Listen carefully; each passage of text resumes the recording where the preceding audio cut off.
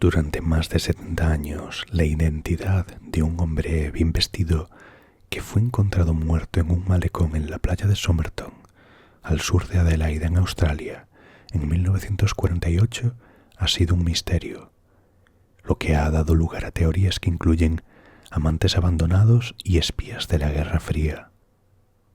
Cuando nadie se presentó para identificar al hombre de Somerton, las autoridades se quedaron solo con pistas crípticas para trabajar: una chaqueta y una corbata con las etiquetas cortadas, billetes de tren y autobús sin usar y un trozo de papel con las letras impresas Tamam Shud, que significa acabado en persa.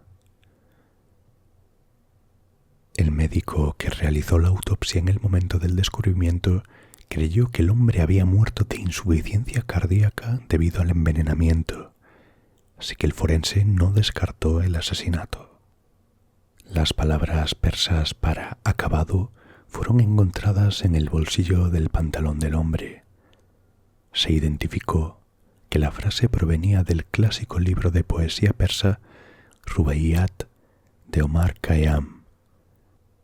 La policía preguntó al público si alguien tenía una copia del libro al que le faltase la última página, y un hombre acudió a la policía con la última página arrancada. Dijo que la habían tirado a la parte trasera de su coche el día del incidente. La copia no solo tenía la última página arrancada, sino que también tenía una escritura incoherente que se cree que es un código en la contraportada. La teoría de que el hombre de Somerton era un espía ruso surgió en la década de 1970, en la época de la Guerra Fría, en particular alimentada por esta escritura de la copia del Rubaiyat que interpretaron como un código secreto. Se convocaron expertos para descifrar el código sin ningún resultado. Cuando el código fue analizado por el Departamento de Defensa de Australia en el año 1978, se hicieron las siguientes afirmaciones al respecto. ¿Hay símbolos insuficientes para establecer un patrón?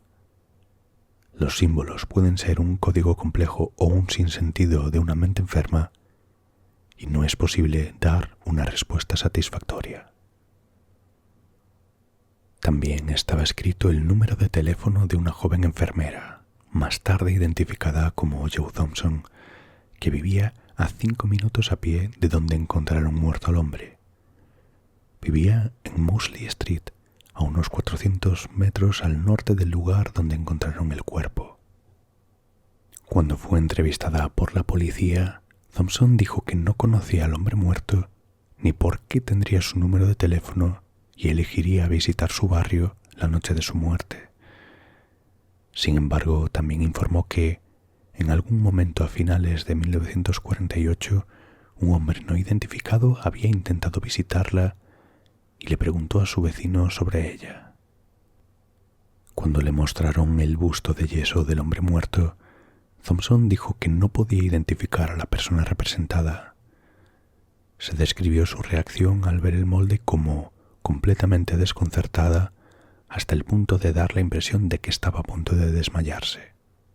En una entrevista muchos años después, Paul Lawson, el técnico que hizo el molde y que estaba presente cuando Thompson lo vio, señaló que después de mirar el busto, inmediatamente apartó la mirada y no lo volvió a mirar. Thompson también dijo que mientras trabajaba en el Royal North Shore Hospital en Sydney durante la Segunda Guerra Mundial, había tenido una copia del libro de Rubaiyat. En 1945 se lo había dado a un teniente del ejército australiano llamado Alf Boxall. Como resultado de sus conversaciones con Thompson, la policía sospechó que Boxall era el hombre muerto.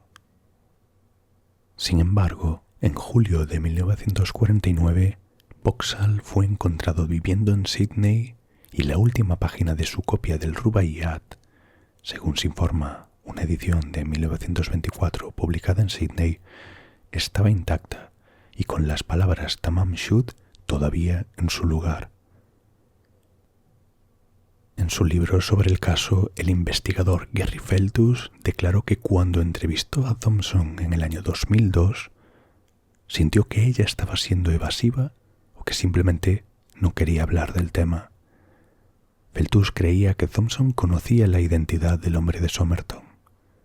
Es más, la hija de Joe Thompson, Kate, en una entrevista televisiva en el año 2014, también dijo que creía que su madre conocía al hombre muerto. Pero dado que Jessica Thompson murió en el 2007, seguramente nunca sabremos qué relación podría haber entre ella y el caso. El profesor Derek Abbott de la Universidad de Adelaida, junto con la genealogista estadounidense Colleen Fitzpatrick, anunciaron el 26 de julio del año 2022 que se habían utilizado sitios web de ADN para construir un árbol genealógico de más de 4.000 personas. En marzo de 2022 limitaron esto al hombre de Melbourne, Carl Charles Webb, un ingeniero eléctrico y fabricante de instrumentos que no tenía antecedentes penales. El padre de Carl Webb había emigrado a Australia desde Hamburgo, en Alemania, en 1892, para abrir una panadería en Springvale, Victoria. Carl Charles Webb nació el 16 de noviembre de 1905 en Footscray, un suburbio de Melbourne, y era el más joven de 6 hijos. Cuando la panadería cerró, Carl empezó a trabajar como fabricante de instrumentos eléctricos. En 1941 se casó con Dorothy Dove Robertson. En septiembre de 1946, Dorothy huyó de su marido después de años de matrimonio tóxico. Y Carl se mudó en 1947 y no se han encontrado registros oficiales que revelen su paradero posterior. La hermana mayor de Carl Webb, Frida Grace, tuvo un hijo llamado John que murió en la Segunda Guerra Mundial en el año 1943. Las posesiones de John incluían artículos que implicaban que residió en los Estados Unidos en algún momento. Frida Grace y su hermano Carl vivían a 20 minutos en auto uno del otro. Esto podría explicar por qué el hombre de Somerton vestía ropa de origen estadounidense. Podría haber sido heredada de su cuñado o de su sobrino. La investigación de Abbott indica que a Webb le gustaba apostar a los caballos, por lo tanto, los mensajes codificados podrían ser nombres de caballos. Derek Abbott y Colleen Fitzpatrick creen que Carl tenía graves problemas de salud mental y cayó en picado después de perder a 4 parientes cercanos en 7 años. Su historia y los hallazgos de la autopsia sugieren que murió por su propia mano, envenenándose. Y finalmente le gustaba la poesía e incluso había escrito varios poemas propios, la mayoría de ellos sobre el tema de la muerte, afirmaba su exmujer. Esto sería coherente con la copia del Rubaiyat, que también se centra en el tema de la muerte.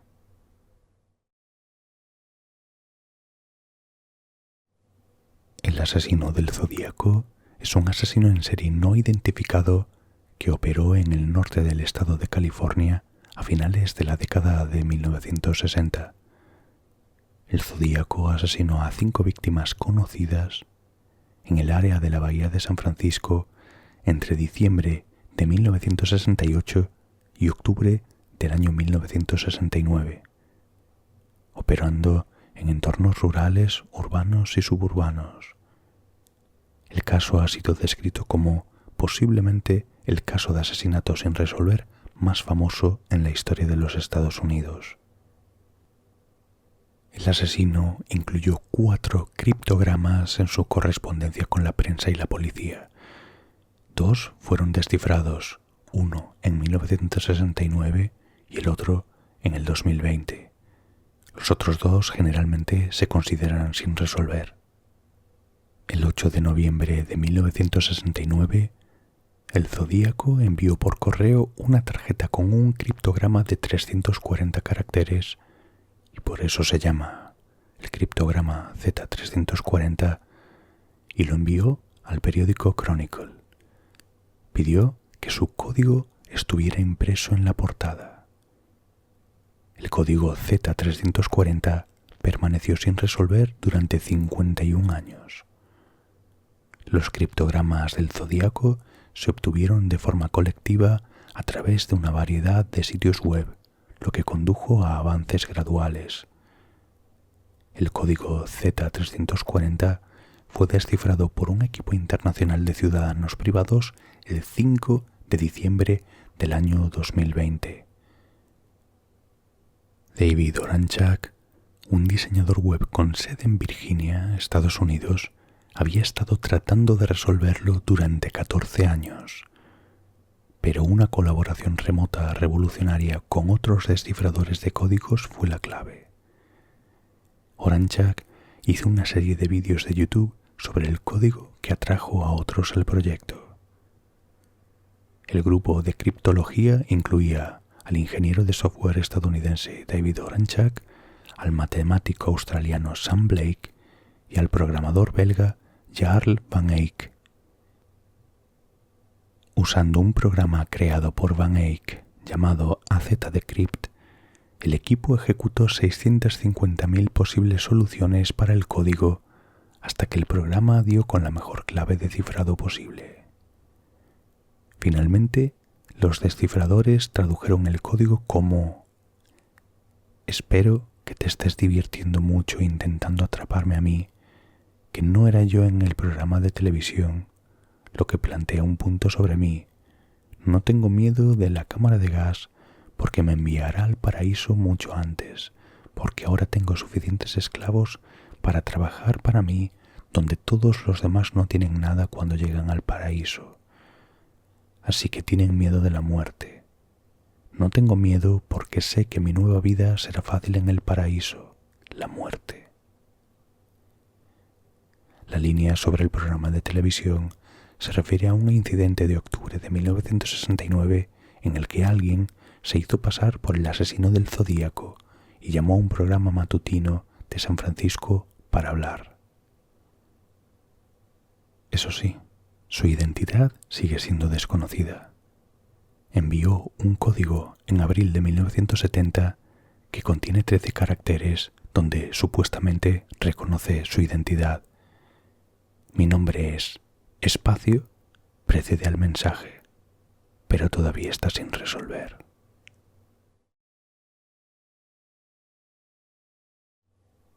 La ciudad perdida de Elike. Se cree que Elike, una importante ciudad de la antigua Grecia, se hundió abruptamente en la tierra en el año 773 a.C. Los relatos históricos describen la repentina y devastadora desaparición de la ciudad en una sola noche sin dejar rastro. Durante siglos, el paradero de la ciudad siguió siendo un misterio, lo que alimentó varias teorías y expediciones destinadas a descubrir sus ruinas. Casi 2 milenios después, en el 2001, finalmente se determinó la ubicación de Elike. Los arqueólogos encontraron la ciudad enterrada bajo capas de barro y sedimento en Grecia y atribuyeron su repentina destrucción a una combinación de terremotos y tsunamis. Fundada en la Edad de Bronce, Elike se convirtió en la principal ciudad de la región de Acaya, en el Peloponeso, y muchos siglos después lideró la Liga Aquea y llegó a ser la capital de las 12 ciudades de la antigua Acaya. Convertida en un importante centro cultural y religioso de la región, sabemos que Elike acuñaba su propia moneda, lo que queda confirmado por el hallazgo de 2 monedas de cobre. Fue tal la importancia de Elike que llegó a fundar colonias como Priene en Asia Menor o Sibaris en el sur de Italia. Pero tanta prosperidad tendría un abrupto final. En el siglo IV a.C., un devastador terremoto destruyó esta próspera ciudad del Peloponeso, engullida por un tsunami y enterrada durante 2 milenios. Los autores clásicos atribuyen la destrucción de Elike a Poseidón, el cual, en un ataque de ira contra los habitantes de la ciudad porque se habían negado a entregar su estatua, o al menos un molde de la misma, a unos colonos jonios que la habían solicitado. Enfadado, agitó la tierra de un modo tan violento que provocó la total destrucción de Elike y de sus habitantes. Erastótenes había escrito sobre cómo la estatua de Poseidón todavía era visible en el Poros, un tipo de pequeño paso marítimo. Los académicos del pasado interpretaron que esto significaba un paso a través del agua, refiriéndose al Golfo de Corinto en este contexto. Si nos basamos en los relatos antiguos, todo hace creer que los restos de la ciudad de Elike no pudieron ser saqueados debido a su situación bajo las aguas, y tampoco se hizo ningún intento por rescatarlos durante siglos. Por tanto, sería lógico pensar que el yacimiento que se localizase pudiera ser una especie de cápsula del tiempo que mostrara a los arqueólogos cómo era la antigua Elike y cómo vivían sus habitantes. Hasta ahora, todas las evidencias que se han ido acumulando apuntan a que la ciudad excavada por el proyecto Elike fue destruida por un terremoto seguido de un terrible incendio y que al final fue engullida por un violento tsunami. Olvidada por el tiempo, todo lo que la tierra se tragó permaneció intacto y sellado bajo espesos depósitos de arcilla, lo que parece confirmar lo que el equipo encargado de la excavación ha venido sospechando todo este tiempo.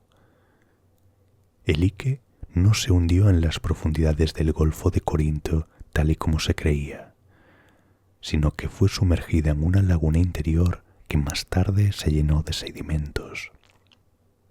En el año 1993 encontraron fragmentos de cerámica y en el 95, durante la exploración, encontraron una edificación que indicaba que esa parte había sido habitada. Y a partir del año 2001 se descubrieron los restos de una ciudad enterrados en una antigua laguna, que en 2012 se confirmó como pertenecientes a la antigua Elike.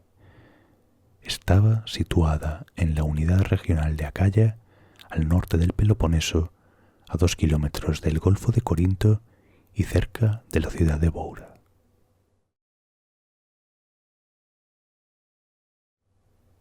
¿A quién pertenecía este colgante de 20.000 años de antigüedad? Los arqueólogos desentierran frecuentemente herramientas de hueso y otros artefactos de yacimientos. Esta vez los científicos recuperaron ADN humano antiguo de un colgante hecho de hueso de ciervo encontrado en la cueva Denisova en Siberia. Hace mucho tiempo, la cueva Denisova estuvo habitada en diferentes momentos por las especies humanas extintas llamadas denisovanos y neandertales, y más tarde por nuestra propia especie. Ahora, gracias a un método recientemente desarrollado para extraer ADN de artefactos porosos, los investigadores han determinado que la última usuaria del colgante fue una mujer que vivió entre 19.000 y 25.000 años atrás. Pertenecía a un grupo conocido como antiguos euroasiáticos del norte que tienen una conexión genética con los primeros americanos. Es probable que el ADN humano se haya conservado en el colgante de hueso de ciervo porque es poroso y por lo tanto más probable que retenga material genético presente en las células de la piel, el sudor y otros fluidos corporales. No se sabe por qué el colgante de hueso de ciervo contenía una cantidad tan grande de ADN de esta mujer, aproximadamente la misma cantidad que un diente humano. Tal vez fue muy querido y usado cerca de la piel durante un período excepcionalmente largo, dijo Elena Essel, bióloga molecular del Instituto Max Planck de Antropología Evolutiva de Leipzig en Alemania, quien desarrolló una nueva técnica para extraer ese ADN. parte del ADN que encontraron procedía del propio diente de ciervo, que pertenecía concretamente a un alce. Pero el colgante también contenía ADN de una mujer humana que estaba estrechamente relacionada con un grupo de cazadores-recolectores conocidos como los Maltinsko-Buretskaya, que vivían al este de la cueva cerca del lago Baikal. Los científicos del Instituto Max Planck decidieron intentar descifrar el código de una vez por todas. Pasaron años probando varios métodos para extraer ADN humano que queda en las células de la piel o el sudor de artefactos hechos de materiales porosos como dientes o huesos. Finalmente, los investigadores desarrollaron una técnica ganadora.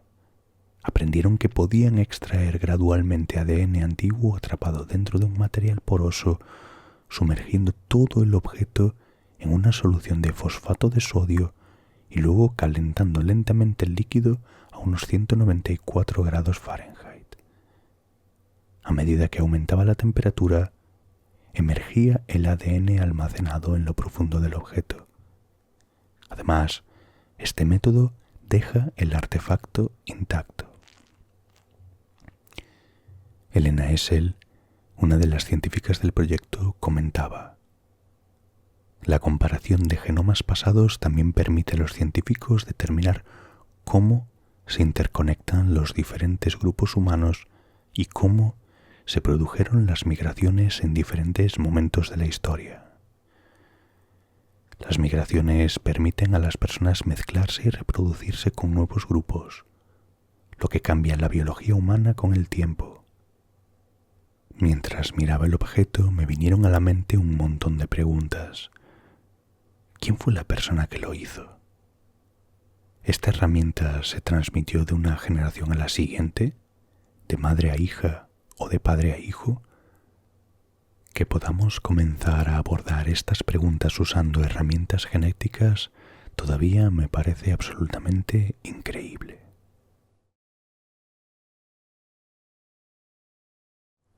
Los secuestros de ciudadanos japoneses en Japón por agentes del gobierno norcoreano tuvieron lugar durante un período de 6 años, desde 1977 hasta 1983. Aunque el gobierno japonés reconoce oficialmente que solo 17 ciudadanos japoneses, 8 hombres y 9 mujeres, fueron secuestrados, puede que haya habido cientos más. El gobierno norcoreano ha admitido oficialmente haber secuestrado a 13 ciudadanos japoneses. Corea del Norte es posiblemente uno de los países más represivos y secretos del mundo. Su familia gobernante, los Kim, ha ostentado el poder sobre el país desde el año 1948.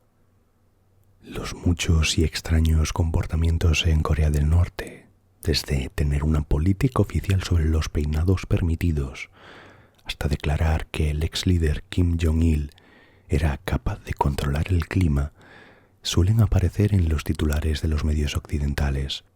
Sin embargo, las operaciones de secuestro internacional de Corea del Norte en los años 70 y 80 son poco conocidos fuera de Japón y Corea del Sur, donde ambos países las consideran un problema muy importante. El gobierno japonés reconoce oficialmente a 17 ciudadanos desaparecidos como secuestrados norcoreanos, aunque algunos afirman que podría haber cientos más. En el año 2002, después de décadas de negación, Corea del Norte admitió haber secuestrado a 13 ciudadanos japoneses y devolvió a 5 de ellos a Japón. Miles de surcoreanos también han sido secuestrados por Corea del Norte, incluidos estudiantes de secundaria y pescadores. Uno por uno fueron desapareciendo, hombres, mujeres y niños de las ciudades costeras de Japón. Comenzó en el otoño de 1977, cuando un guardia de seguridad que estaba de vacaciones en la costa desapareció en el mes de septiembre. 2 meses después, una niña de 13 años que regresaba a casa de la escuela nunca llegó. fue vista por última vez a solo 200 metros de su casa. Y más extrañas aún fueron las parejas. El mes de julio siguiente, una pareja que había aparcado en una calle desapareció. Su coche quedó intacto, sin señales de lucha ni evidencia de que se hubiera cometido un delito. Ese mismo mes, otra pareja que había ido en bicicleta a la playa desapareció. Habían ido a ver unos fuegos artificiales de verano, pero nadie informó de ningún comportamiento sospechoso en la zona.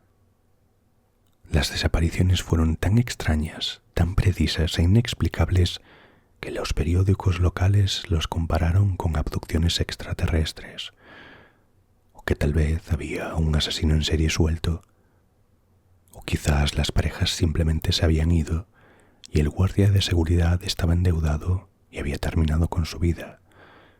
La chica de 13 años había escapado de casa y fue solo una coincidencia que desaparecieran todos casi a la vez. Durante mucho tiempo estos secuestros fueron negados por Corea del Norte y sus simpatizantes, incluidos Chongryon y el Partido Socialista Japonés, y a menudo se consideraron una teoría de conspiración. A pesar de la presión de los grupos de padres japoneses, el gobierno al principio no tomó ninguna medida. Se cree que Corea del Norte también ha perpetrado secuestros en Corea del Sur, que tiene el mayor número de ciudadanos secuestrados por el norte. El número de secuestrados surcoreanos se estima en 3.800 en total, con un estimado de 485 secuestrados aún en cautiverio norcoreano. Y también hay supuestos testimonios de que se han secuestrado a varios más, incluidos 2 chinos de Macao, 2 holandeses, 3 franceses, 3 italianos, un jordano, 4 malayos y un singapurense. También hay algunas pruebas que sugieren que un ciudadano estadounidense desaparecido, David Snedon, fue secuestrado mientras viajaba por China en 2004 por agentes norcoreanos. Algunas de las víctimas fueron secuestradas para enseñar la lengua y la cultura en las escuelas de espionaje norcoreanas. Bajo la creciente presión pública, el gobierno japonés intentó negociar con Corea del Norte. Sin embargo, no podían utilizar la palabra secuestrados porque los norcoreanos salían de la habitación. Así que comenzaron a utilizar el eufemismo personas desaparecidas. El 15 de octubre del 2002, los 5 secuestrados que Corea del Norte dijo que estaban vivos aterrizaron en el aeropuerto Haneda de Tokio. En Japón, el regreso de los secuestrados fue la noticia más importante desde el 11 de septiembre y generó una cobertura mediática a las 24 horas. Fue un momento de orgullo, pero también de humillación para Japón, y los propios secuestrados estaban completamente confusos. Bajaron del avión entre banderas japonesas y carteles caseros de «Bienvenidos a casa», y sollozaron en la pista en brazos de sus familias. Pyongyang había acordado que los 5 pudieran visitar Japón durante una semana o 10 días. Nunca volverían a poner un pie en Corea del Norte.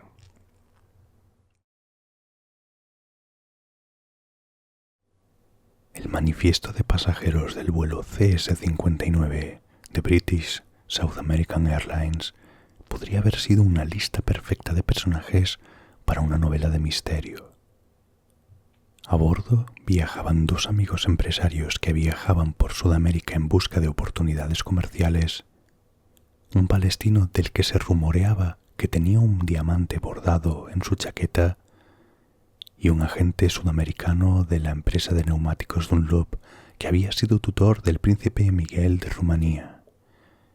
Y la pasajera de mayor edad tenía 70 años, una viuda de ascendencia alemana que regresaba a su hogar chileno después de que una incómoda guerra mundial extendiera inesperadamente su estadía en el extranjero. Y para agregar un aroma a espionaje, un miembro de un selecto cuerpo de funcionarios británicos conocidos como mensajeros del rey se había unido al vuelo. llevando una valija diplomática con destino a la Embajada del Reino Unido al otro lado de la frontera. La fecha era el 2 de agosto de 1947 y el vuelo estaba programado para partir de Buenos Aires, Argentina, con destino a Santiago de Chile. Los intrépidos viajeros debían volar en el Stardust, un brillante avión Lancastrian derivado del legendario bombardero Avro Lancaster de la Segunda Guerra Mundial. La tripulación mantuvo contacto por radio en código Morse con tierra durante todo el vuelo y justo antes de la llegada prevista hicieron una señal de aproximación. Pero entonces recibieron una misteriosa señal en el aeródromo de Santiago, compuesta por las letras S, T, E, N, D, E, C. Consciente de que no existía tal abreviatura en Morse, el radiotelegrafista del aeropuerto de Santiago pidió que el avión repitiera la señal, y el mismo mensaje críptico se repitió 2 veces. Este inexplicable mensaje fue el último que se recibió del vuelo CS-59. Respondió a las señales posteriores con silencio y nunca llegó a su destino. Se organizó una extensa búsqueda aérea mientras los ejércitos chileno y argentino peinaban la zona a pie. No se encontró ningún rastro del Stardust. Durante más de 50 años, la desaparición se clasificó como uno de los mayores misterios sin resolver del mundo de la aviación. A falta de pruebas contundentes, surgieron numerosas teorías de sabotaje. Pero las provocadoras posibilidades de la lista de pasajeros nunca fueron reforzadas por ningún hecho concreto. En el año de 1998, 2 escaladores vieron algo fuera de lugar en las partes bajas de un glaciar a 15.000 pies de altura en el monte Tupungato, a unos 80 kilómetros al este de Santiago. Había una pieza de maquinaria sobre el hielo, con unas letras grabadas: Rolls-Royce. Por todas partes había tiras de tela y piezas de metal destrozadas. Aunque el sitio era remoto e inaccesible, había habido visitantes anteriores a la montaña en los últimos 50 años, pero nadie había informado de ningún accidente como este. Mencionaron el descubrimiento a su regreso y otros rápidamente captaron su importancia. Pensando en la perspectiva de resolver el misterio del Stardust, una expedición conjunta de militares y civiles con montañistas locales intentó volver a visitar el lugar al año siguiente. Una violenta tormenta de hielo los obligó a retroceder, por lo que no fue hasta enero de 2000 que el mismo equipo regresó finalmente a la zona. Pronto encontraron restos identificables, como el motor Rolls-Royce y una hélice Avro, y se dieron cuenta de que ese era, en efecto, el lugar de descanso final del Stardust. En dirección a la aparentemente impenetrable barrera de los Andes, el piloto Reginald Cook habría visto mal tiempo por delante y, confiando en su máquina, habría ascendido hasta cerca del límite de la aeronave de 24.000 pies para superar tanto las nubes como los picos de las montañas. Es de suponer que, después de volar sobre el denso manto de nubes durante varias horas, los cálculos de Cook le indicaron que había dejado atrás los Andes y se estaban acercando a su destino. El operador de radio de la aeronave indicó su inminente llegada a Santiago, estimada en 4 minutos, y marcó las misteriosas letras Stendek. El radiotelegrafista de Santiago no tenía motivos para cuestionar la posición del Stardust, aunque el significado de la señal final lo dejó perplejo a pesar de esas 2 repeticiones claras. Y a 80 kilómetros del aeródromo, El Stardust se estrelló en la escarpada sección superior del glaciar Tupungato. Los mapas meteorológicos antiguos sugieren la causa más probable. Muestran que en el momento del vuelo, las condiciones en esa parte de Sudamérica eran perfectas para la formación de un viento de gran velocidad y gran altitud, conocido como corriente en chorro. Las corrientes en chorro son ríos relativamente estrechos de aire que fluyen rápidamente y serpentean por el globo en ambos hemisferios a gran altitud. Este enorme viento en contra habría ralentizado el avión, por lo que el vuelo ni siquiera había coronado los Andes, y mucho menos se habría acercado a su destino en el momento de su llegada a Santiago. Así que este es un misterio resuelto a medias. Sabemos dónde se estrelló el avión, pero sin embargo hay un misterio final que mantiene entretenidos a los teóricos de la conspiración. A pesar de numerosas conjeturas, el significado de la transmisión final de Stendek nunca ha sido explicado satisfactoriamente. El surgimiento del Stardust desde el vientre de un glaciar fue inesperado, pero es probable que algunos de sus secretos permanezcan enterrados para siempre.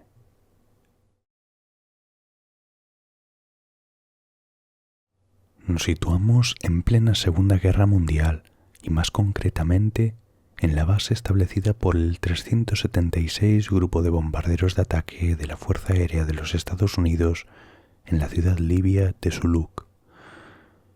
Aquí se encontraba el que se convertiría en uno de los aviones fantasmas más famosos de la historia. Era un bombardero pesado de largo alcance Consolidated B-24 D-25 Liberator, con el número de serie 41-24-301 y número de construcción 1096. Este avión fue construido en diciembre de 1942 y asignado al 514 Escuadrón de Bombardeo del 376 Grupo de Bombardeo de las Fuerzas Aéreas del Ejército de los Estados Unidos. El avión estaba enteramente pintado de verde oliva, con una escarapela circular estadounidense con la estrella blanca y un contorno amarillo y un gran número de identificación 64 pintado en blanco a ambos lados del morro del avión. Su tripulación pintó en su fuselaje el apodo de este avión, Lady Be Good. El bombardero con el número 64 se le bautizó con ese nombre en recuerdo de la película donde actuaba Eleanor Powell de 1941. El día 4 de abril de 1943 se prepara una misión nocturna para atacar la ciudad italiana de Nápoles. Este cometido fue apodado Misión 109 y sería realizada por 25 aparatos. La tripulación de este avión estaba compuesta por 9 hombres y a la cabeza de todos ellos se encuentra el teniente primero William J. Hatton, piloto al mando del aparato. Los problemas comenzaron poco después del despegue de la escuadrilla, ya que una tormenta de arena había dañado seriamente los motores de varios B-24 que se vieron obligados a regresar a la base.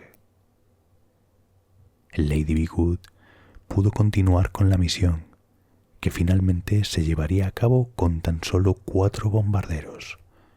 Aquella noche, Nápoles estaba cubierta por un denso manto de niebla, lo que impedía fijar con precisión el punto exacto donde descargar las bombas. Ante el riesgo de dañar inútilmente infraestructuras civiles, se decide arrojar parte de los proyectiles sobre los objetivos secundarios.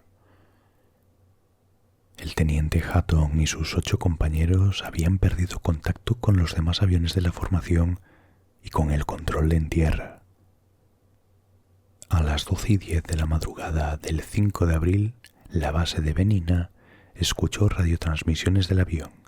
El comandante pedía indicaciones para regresar, ya que la inexperiencia de su navegante había hecho que se perdiesen. El piloto avisó por radio a su base de que su radiogoniómetro automático no funcionaba, pidiendo que le indicaran el rumbo lanzando bengalas para marcar la localización de la base. Y así se hizo, y el avión llegó a sobrevolar la base, pero no vio las bengalas y continuó su vuelo hacia el sur durante 2 horas. Todo indica que ante la perspectiva de que el Lady Be Good se quedase sin combustible, la tripulación saltó del avión a las 2 de la madrugada y el B-24 continuó su vuelo sin nadie a bordo durante 25 kilómetros, aterrizando abruptamente en el desierto de Libia, en el mar de arena de Calancio. Tras la desaparición del avión, en Suluk se organizó una misión de búsqueda, pero no se encontró ni el más mínimo rastro del B-24 ni de su tripulación. A partir de ese momento, el avión salió del ámbito de la historia para adentrarse en el terreno del misterio. Los 9 tripulantes del Lady Be Good fueron clasificados como desaparecidos en combate. Y en 1945, la Segunda Guerra Mundial acabó sin que nadie tuviese noticias de aquellos aviadores, cuyos rastros se habían perdido en las arenas del desierto de Libia. Los años pasaron y el 16 de mayo de 1958, los tripulantes de un Douglas C-47 Skytrain de Silver City Airways observaron los restos de un B-24 en el desierto. Los restos fueron nuevamente avistados el 15 de junio y el 9 de noviembre de 1958 un equipo de exploración de la British Oil Company informó a las autoridades del hallazgo de los restos de un avión en el mismo lugar. No había noticias sobre la existencia de ningún accidente aéreo en aquella zona, así que el asunto ni siquiera se investigó, pero el equipo de exploración británico marcó la localización de los restos como una referencia geográfica para posteriores exploraciones. Lady Be Good había caído nada más y nada menos que a 700 kilómetros de la base de Suluk, en pleno desierto del Sáhara. A pesar de que el B-24 permaneció en un relativo buen estado, ni en su interior ni en los alrededores se encontraron restos humanos en un principio. Se calculó que los 9 hombres habrían caído con su paracaídas a una distancia de 27 kilómetros del avión, tras la localización a principios de 1960 del diario que había llevado el copiloto Robert F. Toner. Gracias al relato que éste fue escribiendo durante los días posteriores al accidente, hoy sabemos el destino que esperaba la tripulación del Lady Be Good. En otros casos similares, se comprobó que no era posible recorrer más de 50 kilómetros andando por el temido desierto del Sáhara. Sin embargo, 5 de los 8 supervivientes del accidente lograron caminar un total de 128 kilómetros, lo que supone un auténtico logro considerando todas las circunstancias de este caso. A pesar del tiempo y de los efectos del impacto, los restos del avión estaban en buenas condiciones. En el momento del hallazgo del avión, algunas partes del B-24 fueron llevadas a Estados Unidos a museos militares. En agosto de 1994, los restos del Lady Be Good que quedaban en el lugar fueron llevados a Tobruk, y hoy en día esos restos permanecen en una base militar libia.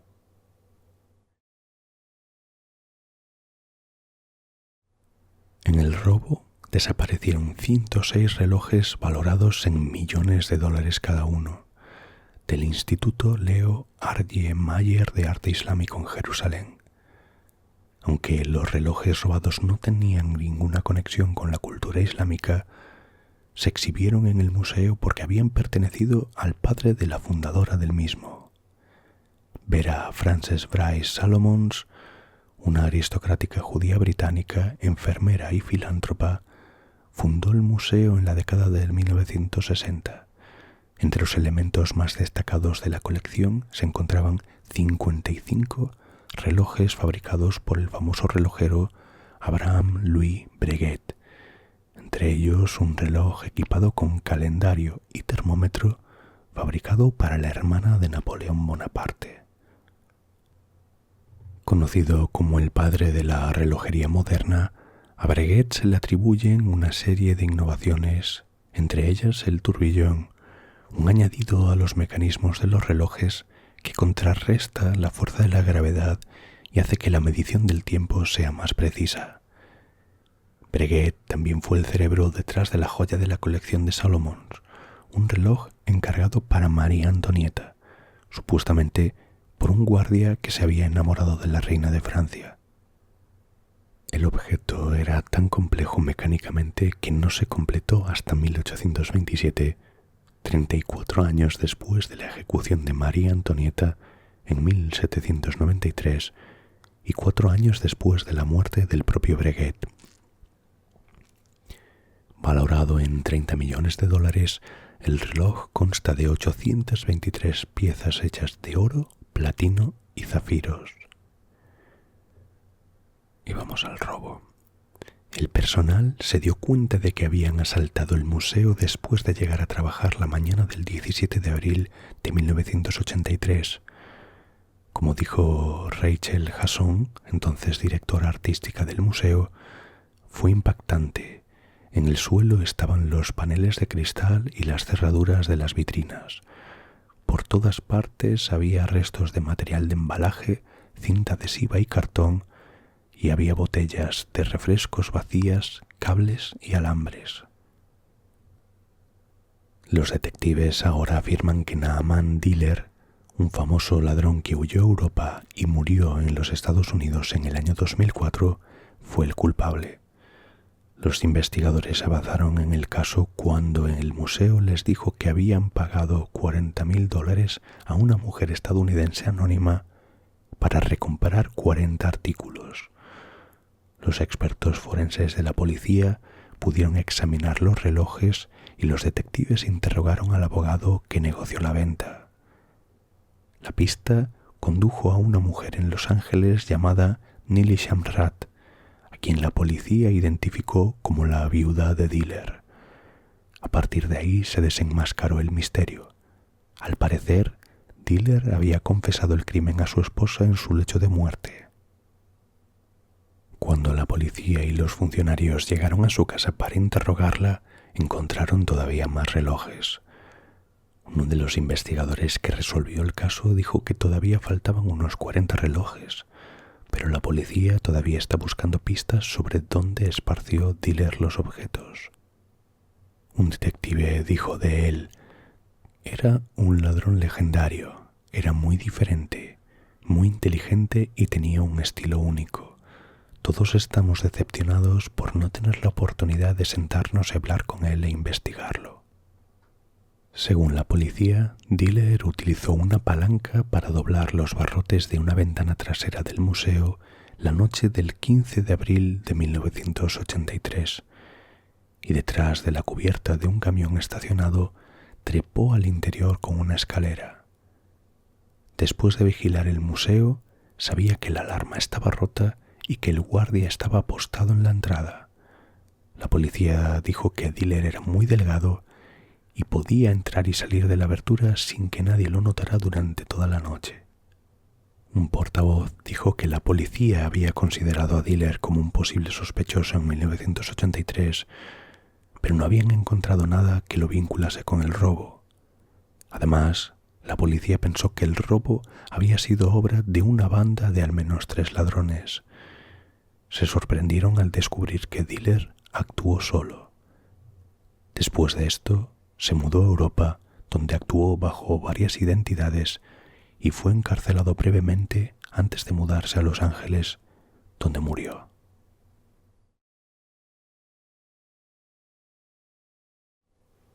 El sacacorchos del diablo es el apodo de un tipo de madriguera fósil que se encontró en las tierras baldías de Nebraska.